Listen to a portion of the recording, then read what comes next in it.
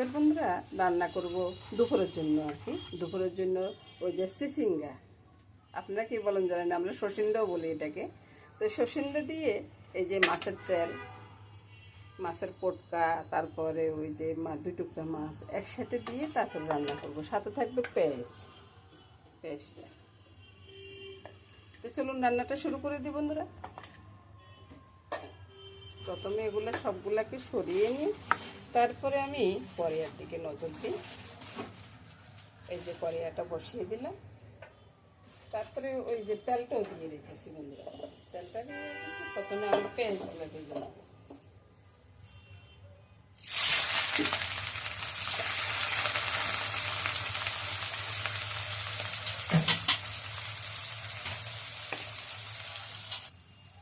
পেঁয়াজগুলো একটু ভাজা হয়ে গেছে বন্ধুরা। তো এবার কি করবো, মাছের তেল মাছ সবগুলো একসাথে ছেড়ে দিচ্ছি বন্ধুরা। এবার দিয়ে দিব আমি একে একে লঙ্কা, হলুদ, লঙ্কাটা একটু বাড়িয়ে দিব, কারণ চিচিঙ্গা তো চিচিঙ্গার ভিতরে লঙ্কাটা একটু বেশি হয়ে যাবে। এই লঙ্কাটা দিয়ে দিলাম।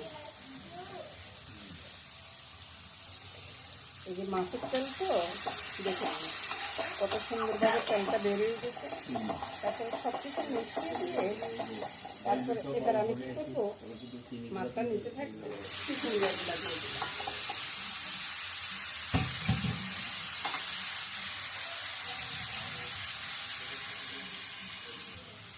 এবার মিশানো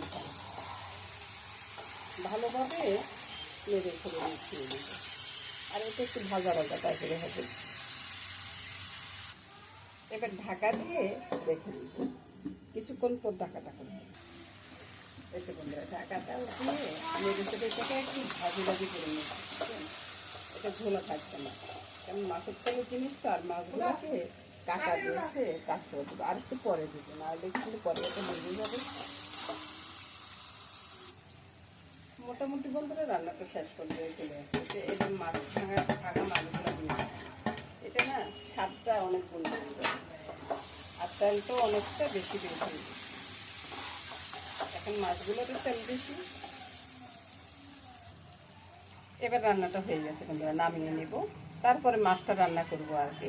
আর নামানোর পরে বন্ধুরা দেখাচ্ছি বন্ধুরা। আর দেখুন না কত সুন্দর কালার আসছে।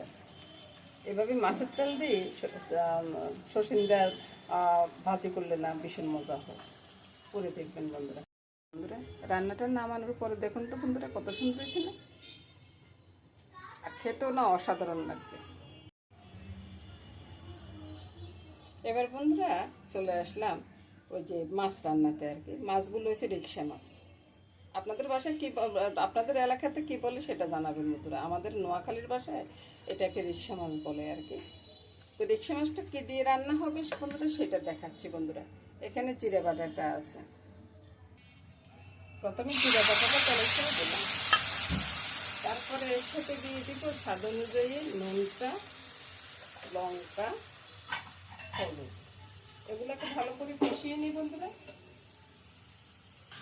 মাছের ভিতরে নুন হলুদটা মেখে নিচ্ছি, আর একটু লঙ্কা দিয়ে দিলাম। এটা ভালো করে মেখে নিই, মেখে এক সাইডে রেখে দিচ্ছি। মশলাটা কষানো হয়ে গেলে মাছটা ছেড়ে দিচ্ছি বন্ধুরা। এই মাছটা না জিরা বাটা দিয়ে খেতে অসাধারণ লাগে। আপনারা এভাবে রান্না করে খেয়ে দেখবেন, ভালো লাগবে। হয় মেঘগুলোকে একসাথে বসিয়ে দেবেন, নতুবা এইভাবে রান্না করবেন, দেখবেন যে খেতে অসাধারণ লাগবে।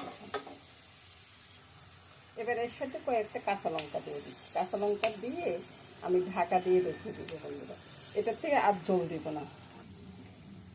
রিকশা মাছ এভাবে রান্না করে খেয়ে দেখবে, খুব ভালো লাগে। এবার আমি ঢাকা দিয়ে রাখতেছি, ঢাকা নামানোর পরে তারপরে আমি দেখাবো কিরকম হয়েছে। রান্নাটা হয়ে গেছে বন্ধুরা, রান্নাটা নামিয়ে নিচ্ছি।